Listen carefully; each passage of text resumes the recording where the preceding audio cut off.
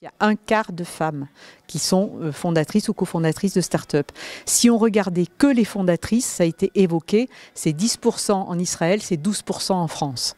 Donc vous voyez, il y a encore du grand chemin à faire. Nous avons fait cette année tout un apport en amont de la création d'entreprises deep tech avec la mise en valeur de femmes scientifiques, directrices de laboratoire, etc. La filière d'excellence sur Dijon Métropole et la santé avec l'agroalimentation.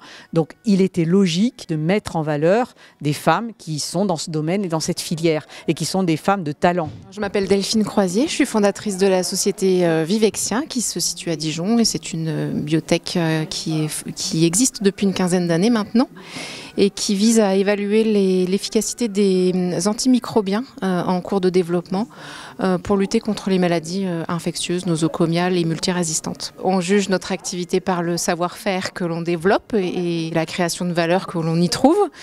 Donc le fait d'être une femme est sans doute un petit peu plus difficile dans la création de l'entreprise.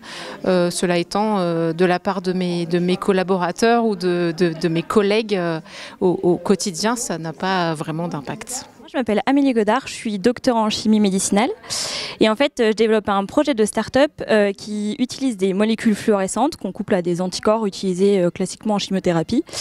Et l'objectif c'est d'utiliser les anticorps pour cibler les cellules cancéreuses et la fluorescence qui émane des molécules pour mettre la tumeur en lumière. Je dirais que dans la science entre guillemets, en tout cas en chimie, biologie aussi, puisque mon associée c'est une biologiste, on n'est pas confronté du coup à ce phénomène d'un problème entre guillemets d'être une femme.